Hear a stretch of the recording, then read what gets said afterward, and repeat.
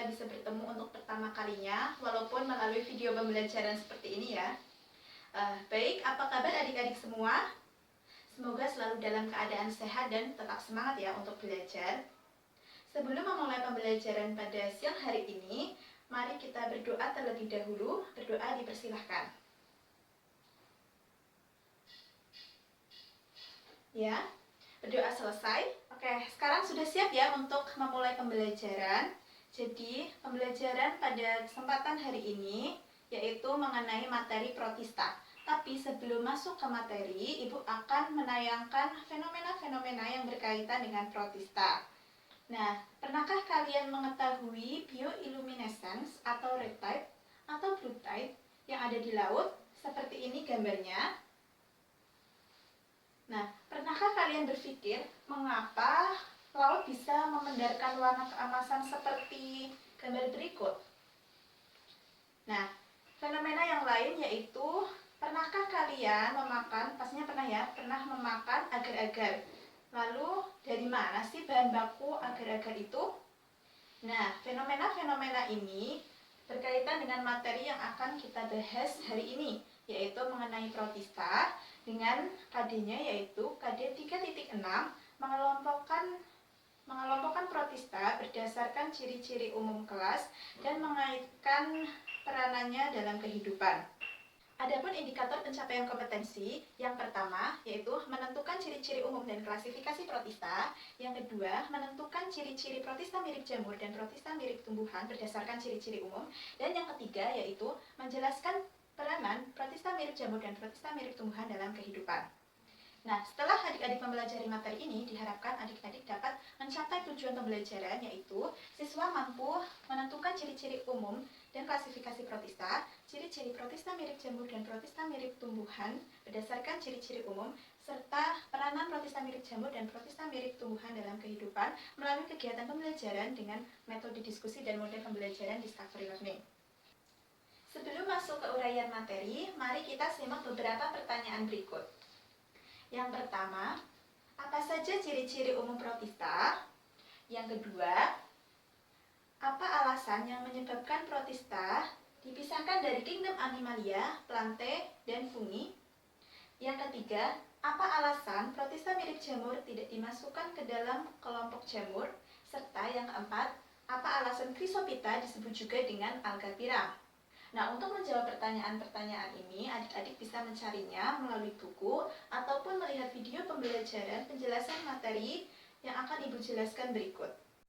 Ya, materi ini sudah sedikit kalian pelajari ya pada pertemuan-pertemuan sebelumnya. Sekarang Ibu akan menguraikan kembali mengenai materi protista ini. Yang pertama yaitu ciri umum kingdom protista. Yang pertama bersifat eukariotik atau memiliki inti sel. Yang kedua, umumnya bersifat uniseluler, ada juga yang berkoloni serta multiseluler. Anggota dari kingdom protista memiliki kemiripan ciri dengan tumbuhan, hewan, ataupun jamur. Klasifikasi kingdom protista berdasarkan kemiripannya dengan kingdom yang lebih tinggi dibagi menjadi 3 kelompok.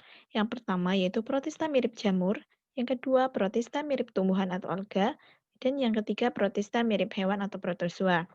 Untuk pertemuan kali ini kita akan membahas mengenai materi protista mirip jamur dan protista mirip tumbuhan atau alga. Ini contoh gambar protista mirip tumbuhan, protista mirip hewan, dan protista mirip jamur. Yang pertama yang akan kita pelajari yaitu protista mirip jamur. Di sini Ibu kasih pertanyaan yaitu protista mirip jamur itu tidak dimasukkan ke dalam kelompok jamur. Itu mengapa? Jawabannya, karena struktur tubuh dan cara reproduksinya itu berbeda dengan jamur, tetapi memiliki beberapa ciri yang sama dengan jamur, yaitu mempunyai struktur yang menghasilkan spora, bersifat heterotrof, dan hidup sebagai parasit atau pengurai, di mana ciri ini juga dimiliki oleh jamur. Protista mirip jamur dibedakan dalam 3 filum.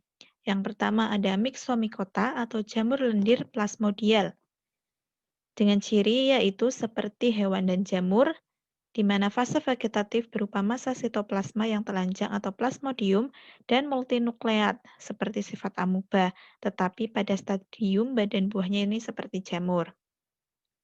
Nih ya, contohnya ada Fusarium, bisa dilihat gambarnya. Yang kedua yaitu Oomycota atau jamur air, dengan cirinya yaitu tubuh berupa benang hifa yang berinti banyak. Intinya ini berupa hifa tak bersekat seperti itu. Kemudian bersifat heterotrof dengan cara parasit atau saprofit. Contohnya ada Phytophthora infestans. Yang ketiga yaitu Acrasiomycota atau jamur lendir seluler, dengan ciri yaitu memiliki inti bersekat, memiliki tahapan atau fase makan berupa sel-sel hidup soliter, tetapi setelah makanan habis sel-selnya ini membentuk koloni. Contoh Acrasiomycota ada Dictyostelium, seperti ini. Selanjutnya, yang kedua yaitu protista mirip tumbuhan atau alga, dengan cirinya yaitu ada yang sifatnya uniseluler atau ada juga yang bersifat multiseluler, serta memiliki pigmen tambahan. Selanjutnya, klasifikasi alga. Alga diklasifikasikan berdasarkan jenis pigmen yang dimilikinya. Ini yang pertama ada Phaeophyta atau alga coklat dengan ciri-ciri umumnya dengan memiliki pigmen vicosanthin atau coklat sebagai pigmen dominannya. Selanjutnya dapat berperan sebagai pupuk dan makanan ternak, contohnya pada Sargassum ya ini. Kemudian sebagai penghasil yodium untuk obat penyakit gondok. Selanjutnya ada Rhodophyta atau alga merah dengan ciri umum dengan pigmen dominan yaitu pigmen phycoerythrin yang berwarna merah. Ya, bisa dilihat gambar-gambarnya. Berperan sebagai bahan agar-agar atau jelly pada Gracilaria, bahan kosmetik pada Eusebia spinosum. Yang ketiga ada Chrysophyta atau alga keemasan dengan ciri umum yaitu pigmen dominannya adalah karoten, tubuh berbentuk talus atau multiseluler, walau ada yang uniseluler juga ya. Habitatnya di air tawar dan air laut, berperan sebagai plankton di perairan. Ini contohnya Dasyinura. Yang keempat ada diatom atau Bacillariophyta dengan ciri umumnya uniseluler dengan dinding sel dari bahan silikat hidrat dan mengandung pigmen klorofil, karotenoid, serta xanthofil. Contohnya ini ada Navicula. Yang kelima, Chlorophyta atau alga hijau. Ini merupakan kelompok alga yang anggotanya paling banyak dengan pigmen dominan yaitu klorofil A dan klorofil B. Habitatnya ditemukan pada perairan tawar walaupun ada juga yang ada di laut. Sementara itu dapat juga hidup pada batuan, tumbuhan ataupun tanah lembab. Contohnya ada Volvox serta ada Ulvalactuca. Untuk contoh-contoh yang lain sudah terdapat di buku ya. Di sini Ibu hanya mencontohkan beberapa gambar saja. Selanjutnya ada Euglenophyta, disebut juga Euglonoid, merupakan alga uniseluler yang memiliki bintik mata berwarna merah. Memiliki flagela, tidak memiliki dinding sel, aktif bergerak seperti hewan, dan tidak memiliki klorofil dan dapat berfotosintesis seperti tumbuhan. Contohnya di sini ada Euglena viridis. Yang keenam ada Pyrophyta atau alga api. Cirinya bersifat uniseluler, menyebabkan air laut tampak bercahaya atau berpendar pada malam hari karena sel-selnya mengandung fosfor serta memiliki flagela. Contohnya ada Fiesteria, Gymnodidinium, dan Lingulodium polyedrum.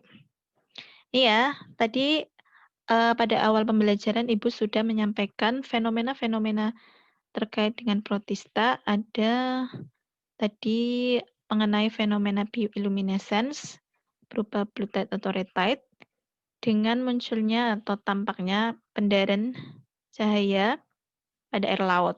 Yang ini disebabkan oleh Pyrophyta atau alga api, dan yang tadi juga mengenai bahan baku agar-agar ya. Kita lihat nih. Sebagai bahan agar-agar atau jelly yaitu Gracilaria.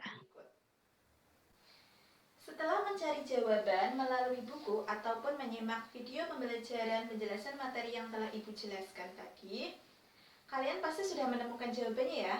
Nah, jawaban kalian akan didiskusikan pada kolom komentar Esmatus. Harapannya kalian dapat berdiskusi dengan aktif.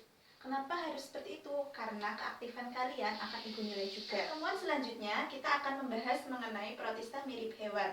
Nah, sebelum memulai pembelajaran pada pertemuan berikutnya, harapannya kalian sudah membaca materinya terlebih dahulu.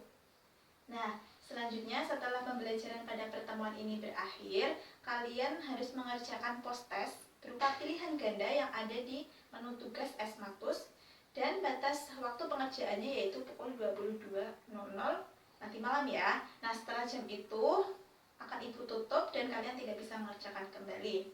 Terima kasih, sekian yang bisa Ibu sampaikan. Tetap semangat dan tetap jaga kesehatan. Wassalamualaikum warahmatullahi wabarakatuh.